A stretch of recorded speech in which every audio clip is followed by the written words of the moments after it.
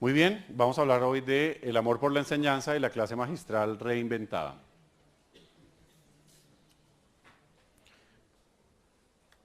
Nuestra agenda incluye hablar un poco de las percepciones, datos y hechos sobre la clase magistral, el objetivo de esta charla, algunas reflexiones a partir de la cual vamos a hacer el estudio teórico, las definiciones, aspectos clave, algunas ideas prácticas y ejemplos que usamos en la asignatura de morfofisiología aquí en la universidad, específicamente con los módulos de neurociencias, algunas conclusiones y estamos abiertos para las contribuciones de todos ustedes.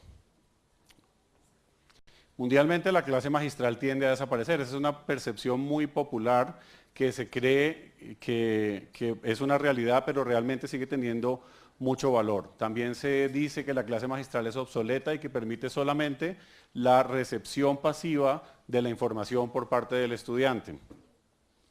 Un metaanálisis de 225 estudios mostró que la clase tradicional no solamente es aburrida, sino que no es efectiva. No es efectiva, ¿y cómo lo midieron? Miraban el desempeño en los exámenes, en las pruebas, con otros métodos comparado con la clase tradicional y vieron que tenían menor éxito académico los que recibían los contenidos únicamente con la clase tradicional a la que estábamos acostumbrados. Otro autor mostró que alrededor de 1000 artículos concluyen que otros métodos de enseñanza siguen siendo más efectivos que la antigua clase tradicional. Y hay un gran auge de otros métodos de enseñanza, incluyendo el uso cada vez más frecuente de herramientas tecnológicas. Lo que tiene muchísima fuerza es el aula invertida, en la cual utilizamos unas estrategias, la mayoría de ellas online o tecnológicas, para luego volver al aula a trabajar en diferentes metodologías el contenido que se vio inicialmente y que el estudiante preparó a través de una herramienta tecnológica. Esta y muchas otras estrategias están desplazando un poco a la tradicional clase magistral. También es importante recordar esto, la pirámide de las tasas de retención. En general, se dice que después de una conferencia, con asistir a una conferencia, a lo largo del tiempo vamos a recordar solamente el 5% de lo que vimos ahí, el 10% de lo que leímos. Si combinamos estas dos cosas, lo que vemos y escuchamos en la clase y lo que leemos en la diapositiva, un 20%. Si lo acompañamos de una demostración, como por ejemplo en una clase práctica, vamos a recordar un 30%. Si participamos en un grupo de discusión en el que ventilamos, utilizamos y aplicamos ese conocimiento, la capacidad de retención puede aumentar al 50%, pero la práctica haciendo 75%, y fíjense esto, como profesores tenemos este privilegio, en la medida que más enseñamos, tenemos la oportunidad de aprender más y de retener más hasta un 90%. Esto en general se asume como cierto, sin embargo, hay que tomarlo con cuidado, porque esta retención no depende solamente de cuál fue el método a partir del cual tuvimos acceso a la información o del cual estamos aprendiendo. Depende del tipo de material estudiado. Un material se puede retener mucho más visual que auditivo, otro material se puede aprender mucho más haciendo, pero otro solamente leyendo. La edad de los sujetos, el tiempo entre el estudio que hizo el sujeto y cuándo le aplicaron la prueba, las instrucciones dadas y cómo se evaluó la memoria y qué conocimientos previos tenía. Ya todos sabemos que nadie llega como un recipiente vacío, sino que todos tenemos una serie de preconceptos, vivencias y una serie de aprendizajes previos que nos sirven como de base para lo que aprendemos nuevo. Por supuesto, es importante recordar aquí aspectos de las neurociencias, sobre todo los procesos de memoria y aprendizaje, la neuroplasticidad y cómo se da el incremento de las sinapsis que llegan a duplicarse hasta más de un 50% desde que nacemos hasta los 18 años, pero después de los 18 años no todas esas sinapsis van a quedar, sino que empiezan a disminuir progresivamente de forma muy selectiva para que queden solamente las que vamos a utilizar. Y las que quedan son más o menos 1 trillón.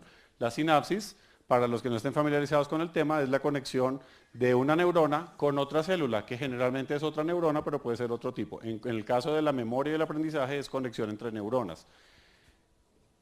Nuestros estudiantes en la universidad están alrededor de los 18 años, que es cuando empieza este tercer proceso, que es el proceso selectivo, en el cual van a quedar solamente las sinapsis que se van a utilizar. ¿Esto qué implica? que ellos ya no van a aprender una vasta cantidad de información como hicieron en el colegio para presentar las pruebas Saber 11, sino que van a aprender lo que sea significativo para ellos, lo que puedan aplicar y utilizar y lo que vean que tiene utilidad. Esto es un proceso en su maduración cognitiva que es en el que nos los vamos a encontrar cuando lleguen a nuestras aulas. Por lo tanto, el objetivo de esta charla es la defensa de la clase magistral, pero no como la transmisión unidireccional de la información y recepción pasiva de esta por parte del estudiante, sino como una herramienta para promover y asegurar el aprendizaje. Y ese aprendizaje tiene que ser un aprendizaje activo, es decir, que el estudiante sea el agente protagónico de su propio proceso. Tiene que ser un aprendizaje significativo, que sepa para qué le sirve lo que está aprendiendo y en qué lo va a usar, y que sea perdurable. No nos sirve que lo recuerde para el quiz o para el examen, sino nos sirve para que lo utilice cuando se enfrente a los escenarios reales. En mi caso, como profesor de medicina, cuando enseño el sistema nervioso, yo necesito que el estudiante se acuerde de lo que le enseñé cuando se enfrente por primera vez a un paciente. Digamos, yo estoy con ellos en tercer semestre, cuando empiezan a ver pacientes en clínicas, es a partir de quinto, sexto semestre, pueden tener su primer paciente neurológico y luego en el internado y luego cuando sean profesionales. O sea que ese conocimiento tiene que perdurar hasta allá, no solamente para el quiz de la semana entrante o el parcial del siguiente corte. Pero no solamente la voy a defender como una herramienta para el aprendizaje, sino también para la enseñabilidad de los saberes, como una herramienta nuestra, como profesores, como también no el simple transmisor de información, sino alguien que tiene un papel muy activo dentro de la promoción de ese aprendizaje por parte del estudiante. Y por supuesto, para crear un nivel de pensamiento que tenga una categoría mucho más superior. No queremos que el estudiante solamente recuerde y entienda, sino que queremos que esté en estos niveles, que aplique, analice, evalúe y cree en la que conocemos como la taxonomía de Bloom revisada. Si el que aprende es el estudiante, yo no lo puedo obligar a aprender, yo no puedo aprender por él o por ella, él es el que tiene que aprender. Entonces, ¿cuál es el papel del profesor en ese aprendizaje activo? ¿Puedo usar la clase magistral para este propósito o tengo que ahora usar todas las nuevas metodologías o las metodologías que impliquen tecnología? Si enseñar es nuestra pasión, ¿cómo podemos hacerlo mejor? ¿Cómo puedo dar una mejor clase magistral? Y en la era digital, ¿cómo mantener a los estudiantes atentos y concentrados más de 15 minutos sin que usen su celular, abran el portátil, hablen con el compañero, miren por la ventana? Las nuevas generaciones son un reto completo. Yo antes decía que me parecían admirables los profesores de primaria o de preescolar, porque cómo mantenían esos niños aprendiendo y más o menos atendiendo, pero eso ya se trasladó a la vida universitaria. Es un reto mantener la atención de los estudiantes y pueden estar en los niveles más básicos, pero a veces es peor en los niveles más avanzados. Entonces, ¿cómo hacer eso? Un par de definiciones para saber en qué marco conceptual estamos trabajando. La clase tradicional es la exposición continua de un tema por parte del profesor, en la que el papel del estudiante se limita a tomar notas y ocasionalmente puede hacer preguntas, pero no porque el profesor generó o suscitó o el interés para que generara preguntas, sino para aclarar dudas, que no entendió algo, por favor me repite, o los poquitos que leyeron, es que yo leí que decía tal cosa, pero no entiendo por qué usted dice ahora tal cosa. Es como ese papel en la clase tradicional, versus el aprendizaje activo, que es lo que queremos plantear aquí, que debe ser el objetivo primordial de esa lección magistral que tenemos que reinventar. Y es que involucre a los estudiantes en su propio proceso de aprendizaje a través de actividades dentro de la clase, no solamente tareas para la casa, no solamente actividades por internet, trabajos, sino en la clase. ¿Qué hacemos en la clase para que haya aprendizaje activo en tiempo real? Y generalmente implica trabajo en pares o trabajo en grupos de 3 o más, pero generalmente trabajo en grupos pequeños. Aspectos claves. La clase magistral no sirve para todo, no sirve para todos los temas. Hay unos temas en los que la clase magistral es un error. Hay algunos momentos en los que está indicada y hay otros temas en los que la clase magistral es la mejor. Aquí algunas ideas. Cuando tenemos un grupo grande, en el programa de medicina podemos tener grupos de 80 estudiantes o hasta 120. Entonces, la clase magistral puede funcionar perfecto para llegar a un auditorio grande y transmitir, por ejemplo, conceptos fundamentales a ese grupo antes de que se dividan en grupos más pequeños y vayan a la práctica de laboratorio, por ejemplo. respondiendo a necesidades logísticas de recursos y de tiempo. Si yo tengo un grupo de 100 estudiantes para determinado tema, no necesariamente voy a tener 4 profesores para yo dividirlo en 4 grupos de 25 y que me repitan el mismo tema varias veces con una clase magistral. Ahí eso no sería muy práctico. Entonces, digamos, un docente o un grupo de docentes puede abordar el grupo grande, utilizar un solo auditorio, un solo profesor utilizando un tiempo docente para eso y también porque en las 18 semanas académicas que tenemos, pues tenemos que alcanzar a ver los contenidos más importantes dentro de su formación para completar el plan curricular. Entonces la clase magistral puede responder a esa necesidad.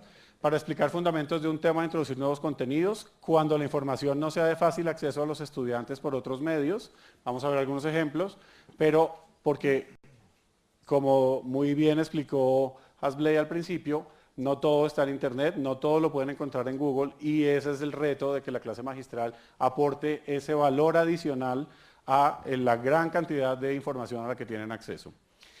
Cuando los conceptos son confusos o difíciles, ¿cómo explicar la estructura y la función del cerebro? O que vayan al anfiteatro a ver el cerebro si antes no han entendido los conceptos. Y neurociencias en general, neuroanatomía, neurofisiología, son conceptos complejos. Y es bueno explicarlos en su manera más sencilla antes de que pasen a lo otro. Cuando la experiencia del profesor contribuye a clarificar los temas, que no sea algo que en el libro esté, porque además necesita una explicación por parte del profesor. Una buena clase promueve la participación, invita en forma fluida a la discusión y al diálogo, opera a un nivel mucho mayor que la simple transmisión de información. Recuerden la pirámide de la taxonomía de Bloom. No queremos que solo recuerde y memorice, y que entienda y memorice, sino que además aplique, evalúe, contraste y utilice eso en un nivel mayor de pensamiento. Es un escenario natural para que el experto actúe como role model. Y es un role model no solamente en lo técnico científico, sino además en su forma ética de abordar los problemas. Se puede integrar con otras actividades formales como seminarios, prácticas, laboratorios, salida de campo. Aquí ustedes me han escuchado hablar de las salidas al Museo de Historia de la Medicina, de la obra de teatro en Humanidades Médicas, pero en este caso, en esta materia, que es una de las materias STEM, esas de ciencia, tecnología, ingeniería y matemáticas, la neurociencia entra dentro de ese grupo, ¿cómo lo integramos con otras cosas? Pero el profesor debe tener también algunas características, pero que son cultivables y que se pueden mejorar con el tiempo. Debe tener dominio del tema, debe actualizarse y preparar el contenido, elaborar un material que sea pertinente y atractivo, tener una actitud segura y una postura adecuada al presentar la clase, proyectar la voz. No todo el mundo tiene un volumen alto, entonces usamos la tecnología para que nos ayude a proyectar la voz. Permitir espacio para la espontaneidad, pero que no haya un exceso de improvisación, porque el estudiante claramente detecta cuando no hay dominio del tema y cuando la clase no está preparada. Cuando uno a última hora abre internet y dice hagamos algo, uno si va a utilizar estas actividades, si vamos a usar estas actividades tenemos que diseñarlas, prepararlas y llevar el material. Ese material puede ser impreso o puede ser digital, o puede que no haya material, sino una actividad que los estudiantes tengan que hacer ahí, pero eso tiene que tener un lineamiento, tiene que tener un guión, tiene que tener unos objetivos, competencias y resultados a esperar. Y tenemos que tener apertura y disposición para no estar adueñados de la información y de la verdad todo el tiempo, sino escucharlos, permitir espacios de discusión, de contraste, de preguntas, de otras miradas del mismo tema. Small en 2014 acuñó esta frase muy buena, que es que un buen conferencista, refiriéndose a la clase magistral, no a las conferencias de los congresos, no solo entrega hechos, sino que modela cómo un experto aborda los problemas. Es un ejemplo de cómo se enfrentó a un problema y cómo lo solucionó. Vamos a ver ejemplos de esto. Y algunas ideas prácticas. La primera clase. La primera clase es fundamental porque puede significar el interés del estudiante de ahí en adelante o puede significar su total desmotivación. Puede que no, puede que en las siguientes clases se interese si no se interesó con la primera, pero es una oportunidad de oro para engancharlos. Entonces, damos una bienvenida y presentamos el curso demostrando pasión, introduciendo la travesía que se va a iniciar con las emociones y retos que van a afrontar. Y nos presentamos diciendo qué hacemos, por qué estamos ahí, por qué yo estoy dictando ese tema, de una forma muy sencilla pero sin arrogancia e invitándolos como futuros pares que van a ser de nosotros a que ellos empiecen también en ese camino. Entonces, por supuesto, con mucho respeto, esto es autónomo, pero yo les quiero contar cómo empiezo yo mis clases de neuroanatomía. Entonces yo les digo, bienvenidos al fascinante mundo de las neurociencias. Aquí vamos a aprender cómo es la estructura y función del sistema nervioso. A partir de hoy van a empezar a hablar un lenguaje diferente, van a escuchar y ver por primera vez términos que nunca en su vida habían escuchado. En ese proceso los vamos a acompañar sus profesores para que vayan entendiendo cómo se relaciona eso y vamos a ver algunas aplicaciones para cuando ustedes se enfrenten por primera vez a sus pacientes puedan entender cómo se hizo esto y algo parecido. Esto es en tercer semestre y ellos van a ver pacientes posiblemente un año o más después. Entonces, ¿cómo hacer que eso sea significativo ahora si todavía no voy a ver pacientes? Entonces uno empieza con una frase que los pueda motivar, que demuestre que estamos apasionados por el tema y que los interese. Así ninguno de ellos vaya a ser neurólogo, ni neurocirujano, ni tenga nada que ver con neurociencias. Lo segundo es un calentamiento. Entonces en este momento, por favor, vamos a hacer una actividad de... No, mentiras. Calentamiento se refiere a lo que hacemos en los primeros 5 minutos de la clase. Hacer una apertura de la clase. ¿Qué pasa en los primeros 5 minutos de la clase? Un porcentaje de los estudiantes ya está sentado, otros están entrando, otros están terminando una llamada con el amigo, con la mamá, otras están todavía hablando y compartiendo las experiencias del día anterior, otros están hablando de los temas o el estrés que les causa los exámenes. Esos primeros 5 minutos nadie está prestando atención. Si yo entro con el tema fuerte desde el principio, se pierde un tiempo valioso, se pierden ellos, se desorientan porque no saben en qué vamos. Cuando ya finalmente logran enfocar su atención, ya están desenganchados, ya no los tenemos. Entonces hacemos una actividad de calentamiento. Esto utilicen toda su creatividad,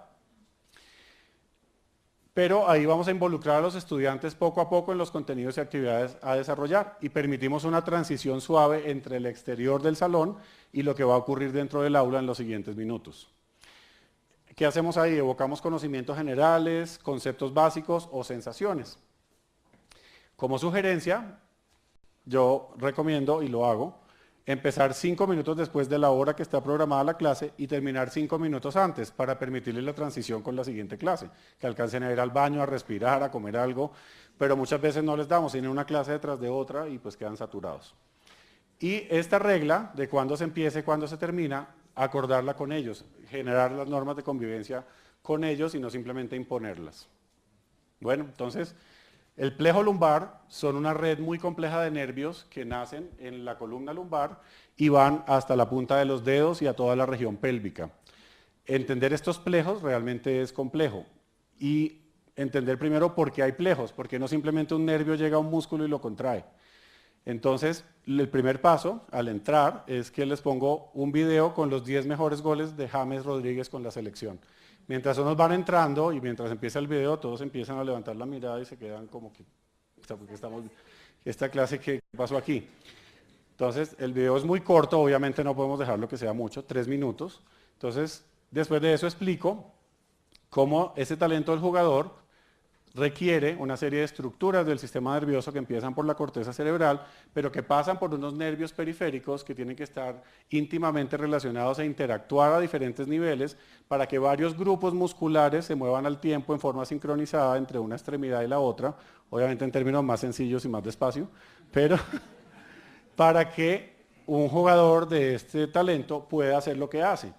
Entonces, con eso estoy usando dos cosas. Uno es promover una memoria asociativa, porque cuando vuelvan a pensar en plejo lumbosacro o plejo lumbar, puede que lo asocien con James algunos, pero también una reacción emocional. Recuerden que la memoria que está ligada a emociones a través de la amígdala y el hipocampo en el cerebro es mucho más perdurable y es mucho más sólida y consistente que una memoria solo textual. Entonces ahí estamos trabajando dos cosas diferentes en una actividad de calentamiento. La metacognición es nuestra mejor aliada en la clase magistral. ¿Qué es? Es la conciencia o análisis de cómo aprende uno, cómo procesa, cómo piensa y cómo aprende. Es enseñarle al estudiante cómo aprende y En la asesoría académica yo utilizaba muchas estrategias de metacognición, cuando los estudiantes tenían dificultades para que encontraran su método de estudio, su estilo de aprendizaje y tal, pero me di cuenta que podrían beneficiarse todos los estudiantes que estaban viendo neurociencias también de estos procesos de metacognición. Entonces empecé a meter temas de metacognición en la clase y eso se llama ahora los neurotips. Ellos ya saben que en cada clase hay al menos un neurotip. Vamos a ver dos ejemplos. No tiene que ser profundo y exhaustivo explicarles cómo las neuronas de la amígdala y el hipocampo interactúan a través de los neurotransmisores, no, simplemente cosas muy concretas. Ejemplo. ¿Es realmente necesario leer o preparar la clase antes? Esto se los hemos dicho de 1000 formas, se los hemos explicado hace décadas y la mayoría de los estudiantes no entienden ni sabe o no le ve la importancia, no, pues si lo voy a ver en la clase para que lo leo antes. Pero entonces, el primer neurotip les muestro la curva del olvido, de lo que se le va olvidando a uno. Esto fue publicado en 1885 y todavía tiene mucha relevancia y sigue siendo vigente. Los psicólogos lo emplean mucho, pero en la clase explicarles esto, que lo que ellos ven por primera vez, muy posiblemente a los 3 días recordarán solamente el 20%, o sea, lo que ven en la clase por primera vez. Lo que ven por segunda vez ya va teniendo un mayor porcentaje de recordación y en la medida que haya repetición de ese aprendizaje, lo terminan recordando más y lo terminan recordando por un tiempo mucho más prolongado. Si el estudiante se va a exponer al contenido por primera vez en la clase, pues le va a pasar esto. Pero si ya leyó el tema antes, ya no está en este momento, sino que está en el segundo momento. Miren que la capacidad de recordación aumenta significativamente con respecto a la primera vez. Porque si lo leyó además, utilizó un proceso neurológico de aprendizaje distinto al que está utilizando en la clase. Si además de eso se lee sus apuntes después y el fin de semana los vuelve a leer y además los vuelve a leer para el parcial, ya fueron como 5 o 6 momentos de aprendizaje. Aumento las probabilidades de que lo pueda recordar, no solo para el examen, lo cual obviamente los motiva, que les vaya bien en los exámenes, pero también para cuando lo necesite en un escenario real. Entonces, explicarles que esto pasa, que nos pasa a todos, les cambia la perspectiva y empiezan a entender por qué es que sí es bueno preparar la clase antes de... Sin embargo, cuando les pedimos que lean, les tenemos que dar una fuente fiable, concreta y darle unas preguntas orientativas de qué es lo que van a buscar en esa lectura. No lea de la página tal a la página tal. En el aula invertida, para hacer un contraste aquí, utilizamos una estrategia diferente, que es un poco más tecnológica. Generalmente ven un video y preparan un material online y luego en el aula se trabaja en grupos y se hace discusión. En este caso, el material online reemplaza a esa lectura que pedimos antes de la clase magistral. Pero muchas veces ese material online es una conferencia grabada. Es el profesor dando la misma clase que daba, pero en video. Entonces, no se cumple siempre ese verdadero objetivo del aula invertida. Entonces hay que tener mucho cuidado con eso. Y si queremos verificar el control de lectura, lo peor es decir, a ver, ¿qué leyeron de lo que les dije que leyeran? Porque así hayan leído, no van a hablar y no van a decir nada. Esa es una estrategia que no funciona. Pero sí, si queremos realmente verificar ese control de lectura, ¿qué parte de la lectura fue la más difícil? ¿Qué retos encontraron para entender el tema? No qué retos encontraron del tema en sí, sino para entenderlo, porque ahí estamos aprovechando también esa metacognición. El siguiente neurotip es, deben tomar apuntes en los portátiles o a mano. Actualmente un 10% de mis estudiantes toman apuntes en portátil durante la clase. Otros ni siquiera hacen eso, sino que le toman fotos a las diapositivas. ¿Sí? No se preocupen, bien, están totalmente invitados a hacerlo. Pero estos autores, Pam Mueller y Daniel Oppenheimer, en 2014, a través de un estudio muy concienzudo que implicó 3 fases, encontraron que el cerebro recuerda mejor las cosas cuando las escribe a mano.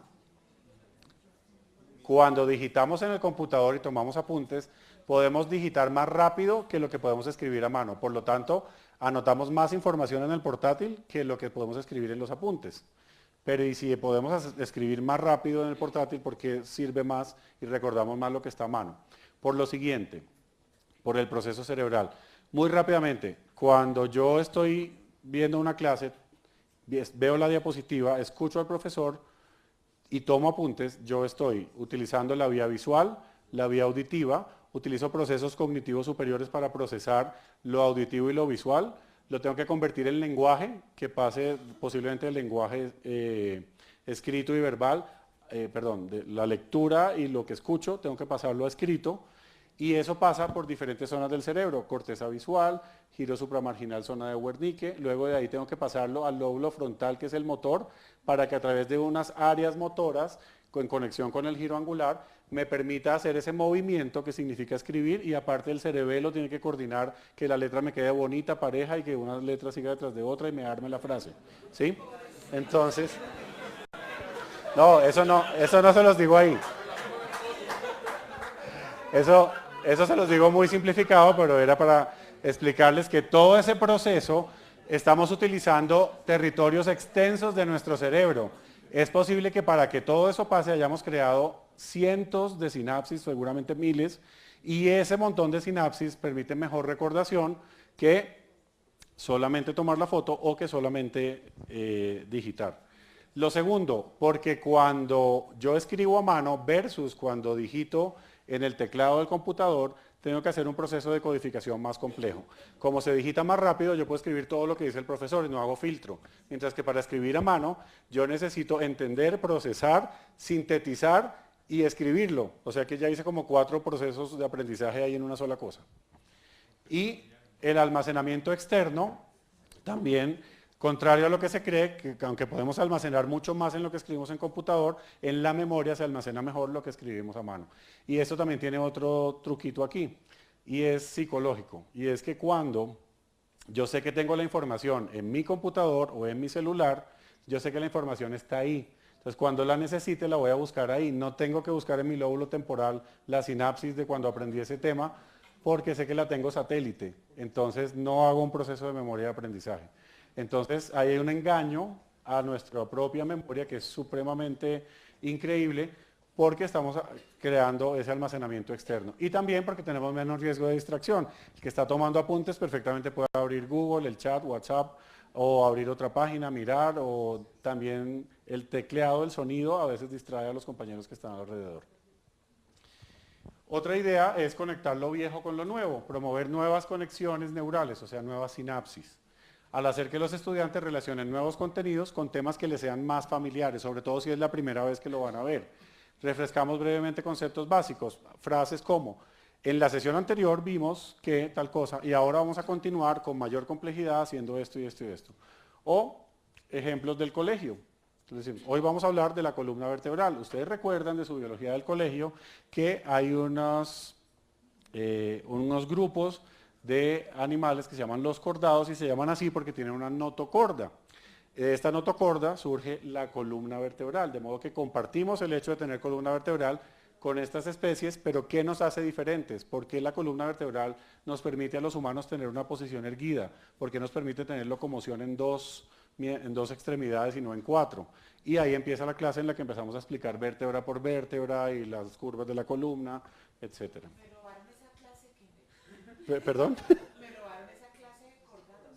¿Ah, sí? ¿Tú usas ese ejemplo también? No, que me Ah, ¿no te dieron eso en el colegio? Bueno, eso es biología de séptimo, más o menos. Este concepto es muy importante, se llama andamiaje, famoso scaffolding, de los que trabajan CLIL y los que trabajan diferentes temas de aprendizaje, sobre todo en segunda lengua.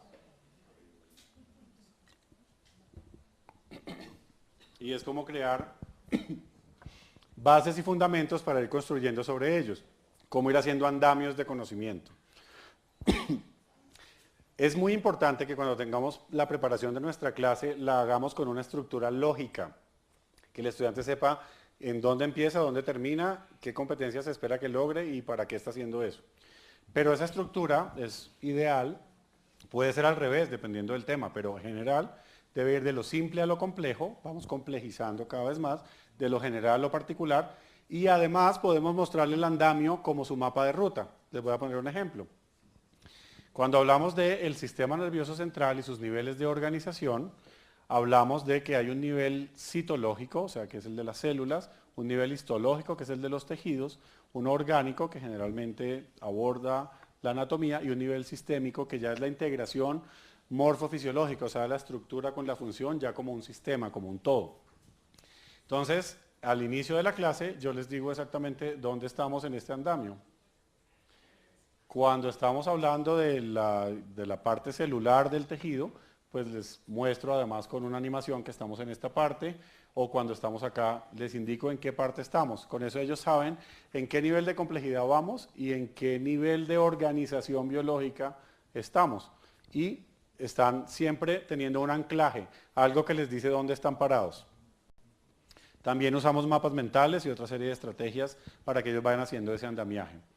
Esta estrategia es súper útil, la recomiendo muchísimo, que es el Think, Pair, Share, el pensar, contrastar y compartir.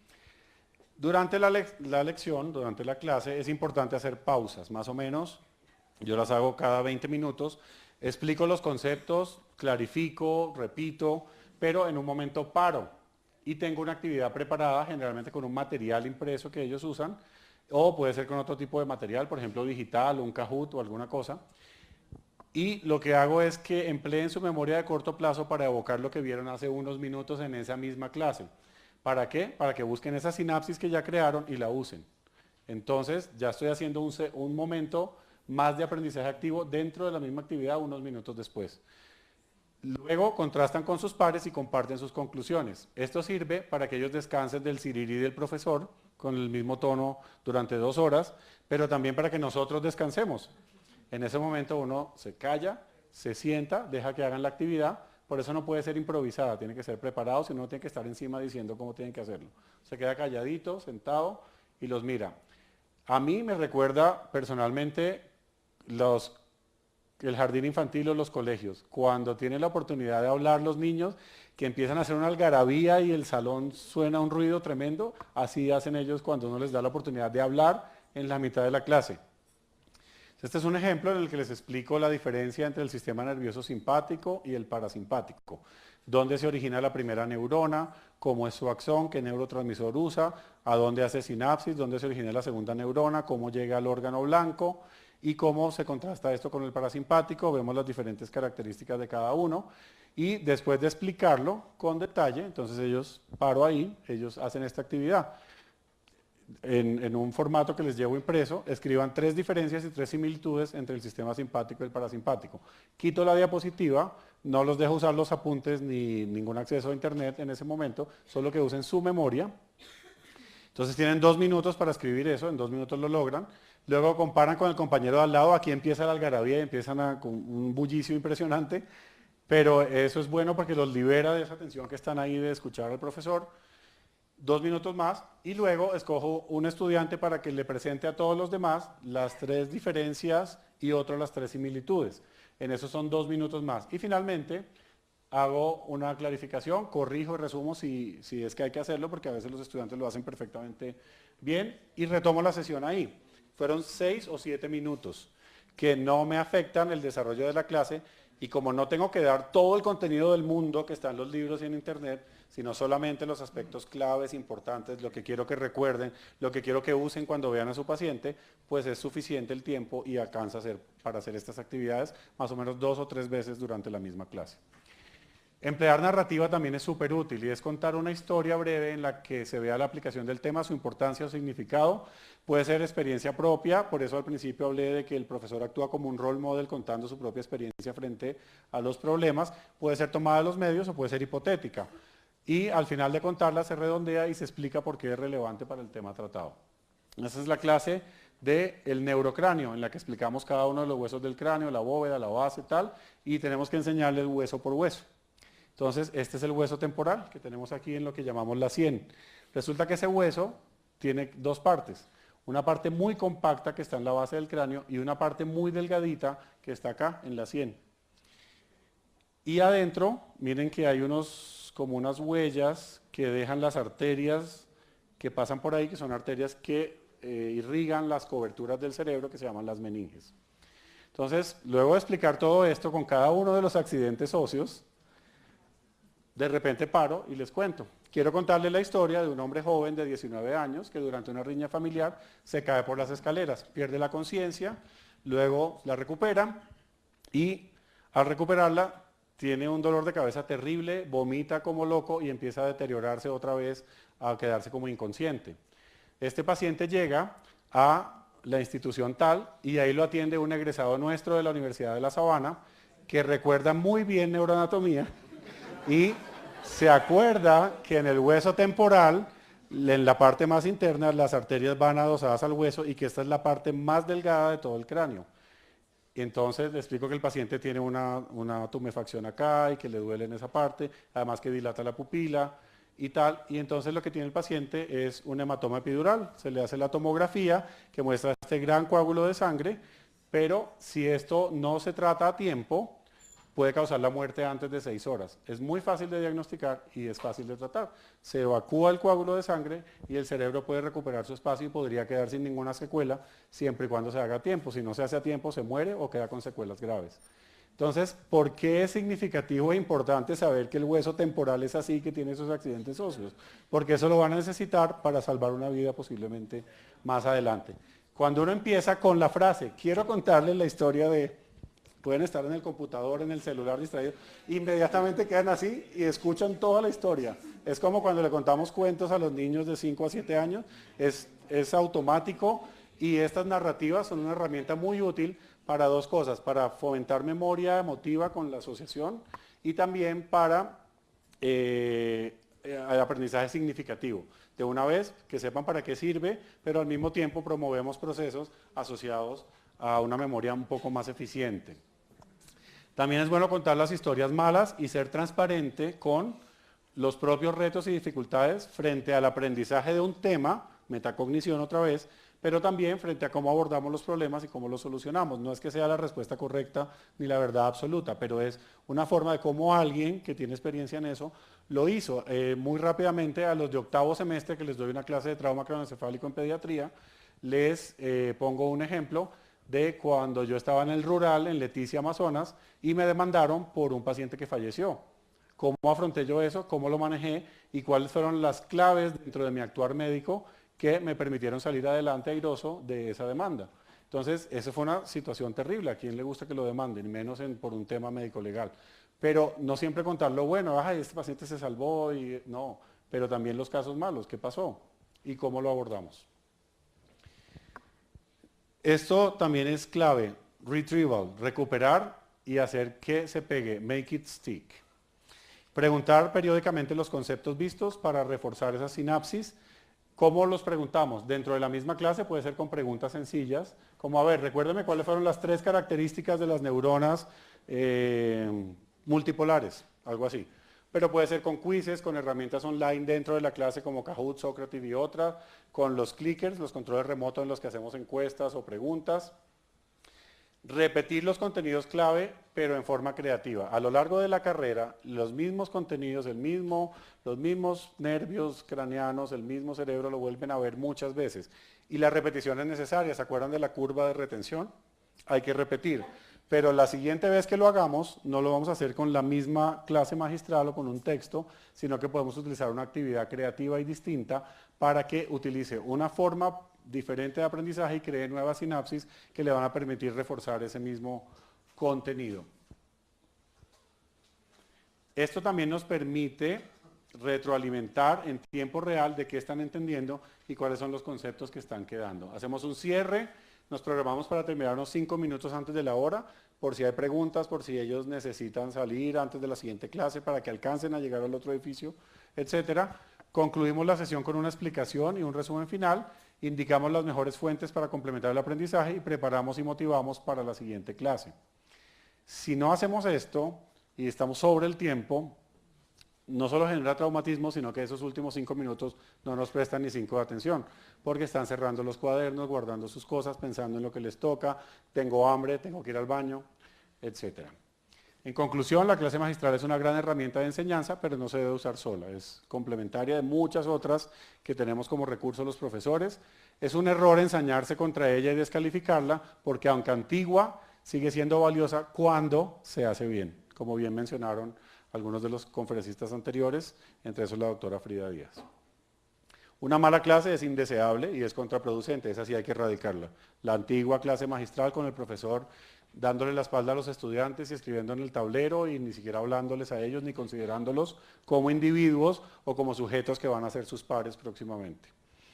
Emplear la creatividad y partir la sesión en varios momentos en los que se genere aprendizaje activo, recordar y preguntar en forma creativa y espaciando cada vez más para lograr mayor recordación hacia un futuro, explicarles cómo funciona el aprendizaje y enseñarles cómo estudiar nuestra materia, nuestro curso, nuestra clase. Crear retos y dificultades deseables en el aula y ser transparentes sobre nuestras propias dificultades con el tema y cómo las solucionamos. Los invito a 4 cosas. Primero, a reflexionar sobre cómo enseñar mejor aquello en lo que soy experto. La segunda, reinventar las actividades educativas en cada periodo académico. Yo me pongo la meta de modificar al menos el 10% de las actividades, contenidos o de lo que sea que haga en cada clase, aunque anualmente durante los últimos 10 años haya tenido que dar el mismo contenido. Compartir las experiencias con sus pares, o sea, todas esas experiencias valiosas que ustedes tienen de cómo hacen mejor la clase magistral, contarlas, hacernos visibles, saber cómo lo hace cada uno, porque todos podemos aprovechar de ahí.